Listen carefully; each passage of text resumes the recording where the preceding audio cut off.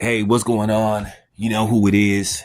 You know what it is. All right, you guys, peep game. All right, man. So check this out.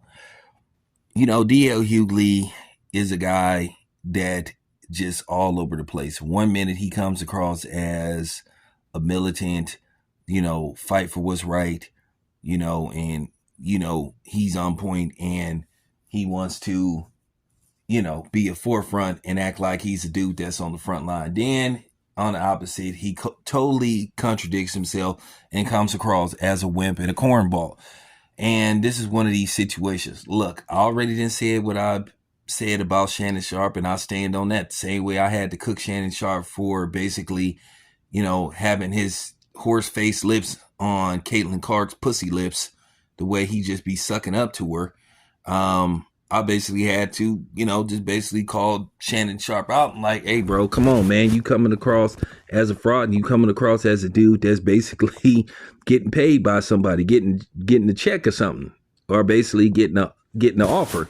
But, with that being said, just look at that DL Hughley. DL Hughley has basically, took shots at Shannon Sharp and he called Shannon Sharp being messy. He kind of accused Shannon Sharp of basically trying to cause a wedge between the black community, or should I say comedians as a whole. But he was trying to make it look like Shannon Sharp was trying to cause a wedge between black comedians and stuff because of the Cat Williams interview. But at the end of the day, Shannon Sharp booked the interview.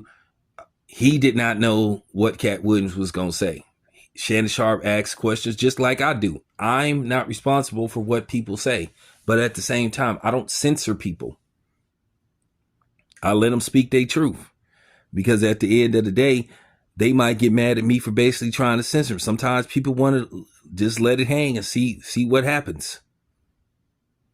Now, if I feel like it could be really detrimental to, their well-being to where I could possibly jeopardize their bottom line, then, I will consider cutting them off because I know how that works and I know how the system works of Hollywood.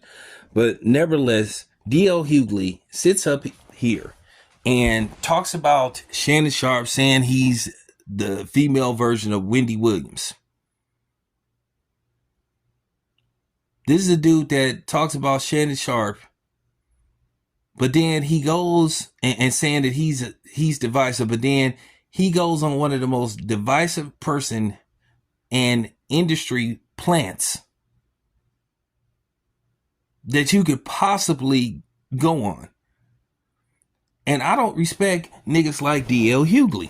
Now, we know eventually some D.L. Hughley fan gonna be like, oh, well, D.L. Hughley doesn't care what you think, and I don't care what you think. But he's just one of many people that love to go on these non-black media outlets and talk strictly about black people. Now, he's sitting up here talking about Shannon Sharp as being divisive to the black community, but then here he is talking to a dude that's known for instigating, who's been accused on several occasions of being a culture vulture and an instigator, and particularly most recently by Marlon Wayans. But here is D.L. Hughley basically talking about another black man to a white man, something that a lot of people like to do, not just with DJ Blad, guys like Adam 22 and some other people I can't think of right now. But these are the same people that we asked to come on our outlet. We begged them to come on our outlet, and either they won't do it or they will ask for an extreme amount of money. So at the end of the day, don't get too wrapped up in what some of these people say that you think is a truth teller, because at the end of the day, they're charging you a lot of money. They're charging people a lot of money to come on their outlets and basically display their truth. So let's not make it look like that they're not getting something out of this. At the same time, they trying to, call themselves saving people, but at the same time, they trying to earn, which ain't nothing wrong with that. It is what it is with me. Like I said, I ask somebody to do an interview, either, they gonna come on here or not. And, I ask them, is there a fee?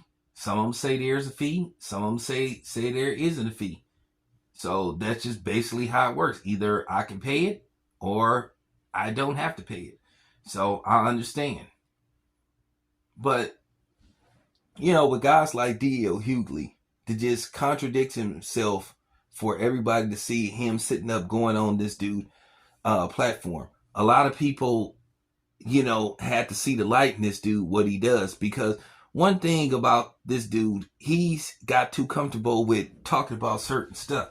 I don't know what it is about black people wanting to sit up here and talk about black things, intimate, personal things that's going on in our community. I don't see no Mexicans going on black platforms going deep into what's going on with the Mexican community, or Asians doing that, or these other forms of non-black. Black people love doing that.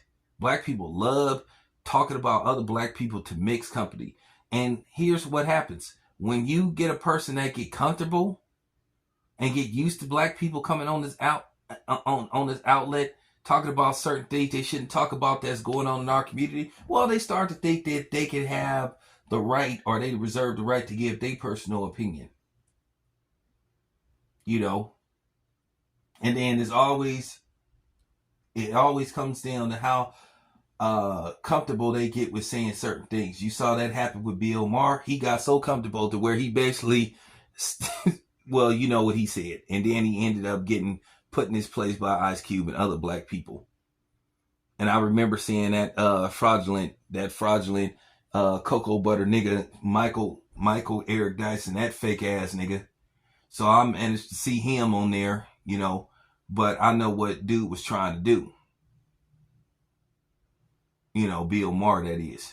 But you have this dude, who I'm talking about, DJ Vlad, who loves trying to get, in particularly black, black celebrities to talk about incriminating stuff.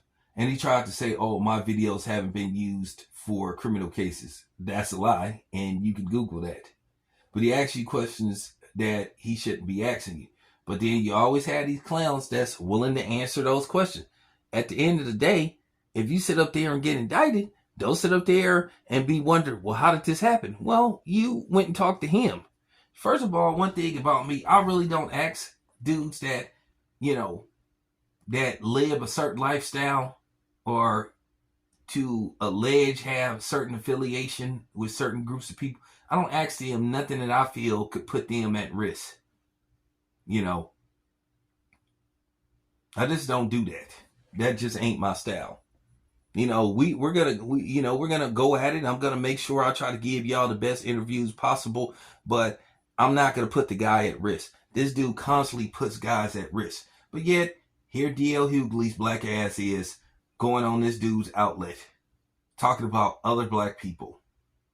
Like, this is why I know he can't be taken serious. But this is the same dude that want us to support Kamala Harris. Are you kidding me? Who says he did his research? Well, dude, I mean, there's tons of research on DJ Vlad. But at the end of the day, you black people, y'all don't value yourselves. Y'all like to devalue yourselves in your own community, but you sit up there and boost up these up, you boost up these other communities that's not part of our community. And then you turn these outlets into, possibly very lucrative conglomerate media outlets. And that's what I don't understand. These black people, and that's always been their thing. Black people love making other people rich, but not wanting to make black people rich. They don't want to keep money within the community.